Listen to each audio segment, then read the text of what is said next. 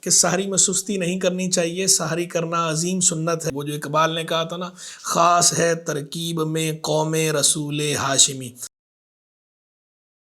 بسم اللہ والحمد للہ والصلاۃ والسلام علی رسول اللہ۔ معزز ناظرین و سامعین، آج ایک مرتبہ پھر اصل جواب لے کر ہم آپ کی خدمت میں حاضر ہیں۔ آج مجھے جو سوالات موصول ہوئے ہیں ان میں سے پہلا سوال یہ ہے کہ اگر کوئی بعض لوگ سستی کرتے ہیں، سوتے رہتے ہیں، بغیر سحری کے روزہ رکھ لیتے ہیں، تو ان کے بارے میں کیا حکم ہے؟ دیکھیں، اس کا جواب یہ ہے کہ سحری میں سستی نہیں کرنی چاہیے، سحری کرنا عظیم سنت ہے۔ حضور جان عالم صلی اللہ تعالی علیہ وآلہ وسلم نے ارشاد فرمایا کہ فصلو ما بینا سیامنا و سیام اہل الکتاب اکلۃ السحر، کہ ہمارے اور اہل کتاب کے روزوں کے مابین فرق سحری کھانا ہے۔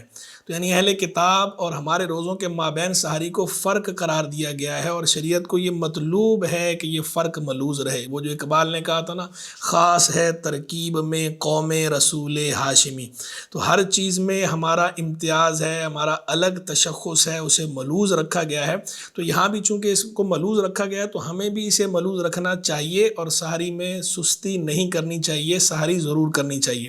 ایک اور حدیث مبارک ہے، حضور جان عالم علیہ السلام نے ارشاد فرمایا سحور اکلۃ برکہ، سحری برکت والا کھانا ہے، فلا تدعوہ، تو اسے نہ چھوڑو، ولو ان یجرع احدکم جرعۃ من الماء، چاہے تم میں سے کوئی پانی کا ایک گھونٹ ہی کیوں نہ لے، لیکن لے ضرور۔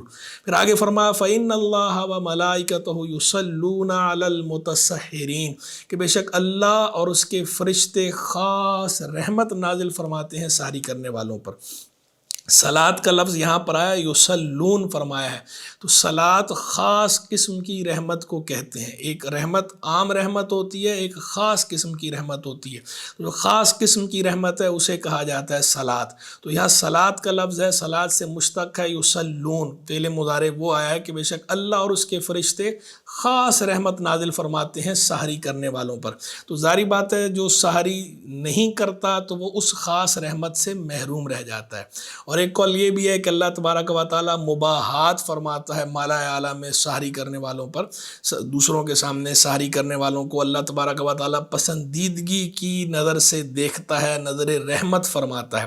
تو اس لیے سحری ضرور کرنی چاہیے، سحری میں سستی نہیں کرنی چاہیے۔ اور یہ اگر آپ نے سستی کی بنا پر سحری چھوڑی ہے اور روزہ رکھ لیے، روزہ تو ہو جائے گا لیکن آپ ثواب سے محروم ہو گئے ہیں۔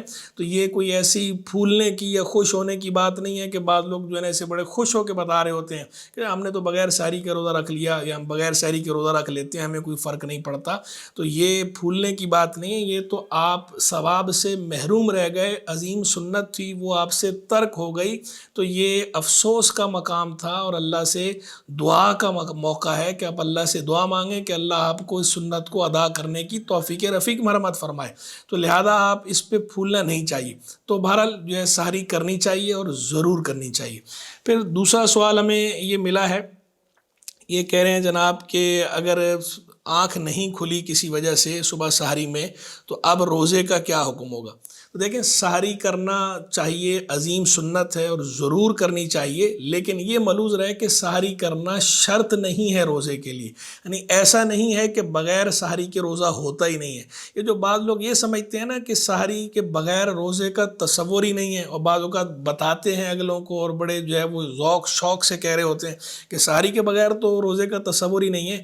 تو ایسا نہیں ہے، سحری روزے سے سحری کا تعلق ضرور ہے، سنت بھی ہے، ضرور کرنی چاہیے۔ لیکن اگر سحری کسی نے نہیں کی تو اب ایسا نہیں ہے کہ روزہ نہیں رکھے گا، روزہ بہرحال رکھنا ہے، سحری کریں یا نہ کریں روزہ بہرحال رکھنا ضروری ہے۔ تو لہذا جس کی آنکھ نہیں کھلی سحری میں صبح تو وہ بھی روزہ رکھے گا، روزہ مکمل کرے گا، روزے کی اسے معافی نہیں ہے۔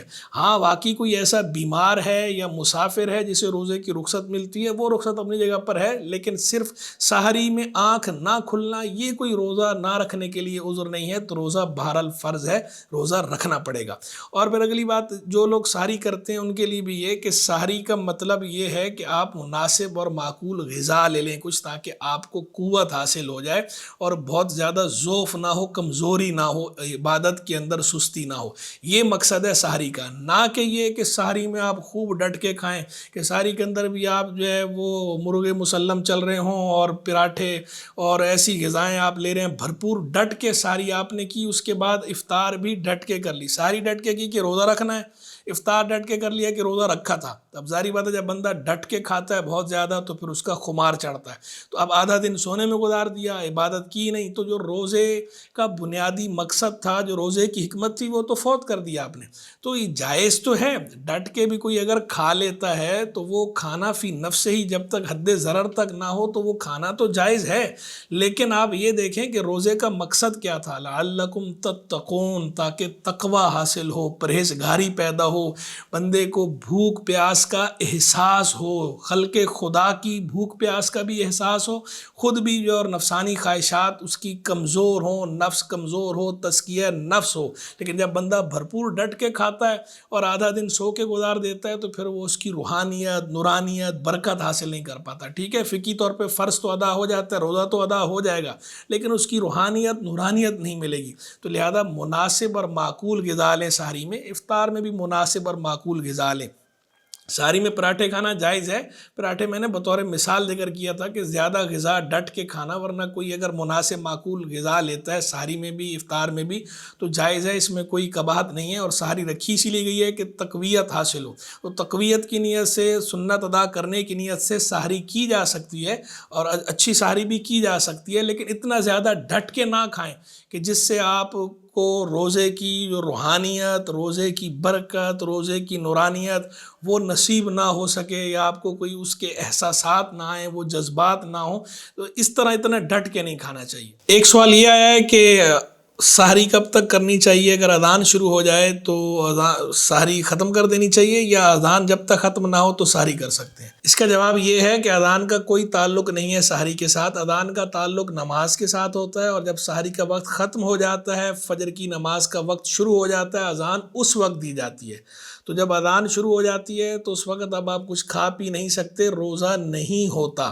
بعض لوگ جو یہ سمجھتے ہیں نا کہ جب تک اذان ختم نہ ہو تو کھاتے پیتے رہیں گے، جناب جو ہے وہ روزہ بند ابھی نہیں ہوا. تو روزہ اس صورت میں بند ہوتا ہی نہیں ہے، بالکل کھلا ہی رہ جاتا ہے.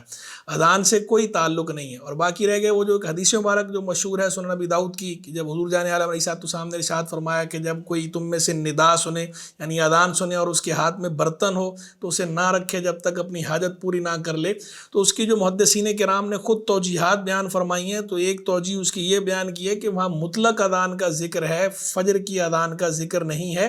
اور اس کا مقصد یہ بتانا ہے کہ اذان کا جواب بعض لوگ جو سمجھتے ہیں کہ زبان سے دینا واجب ہے، تو یہ سمجھ کر وہ کھانے یا پینے سے رک نہ جائے. ہاتھ میں کوئی چیز ہے کھانے پینے کی تو کھا پی لے، اتنی چیز مانے نہیں ہے اذان کا جواب دینے سے کھانے پینے کی، اس میں کوئی ایشو نہیں ہے. تو وہ مطلق اذان ہے، فجر کی اذان کی بات نہیں ہے.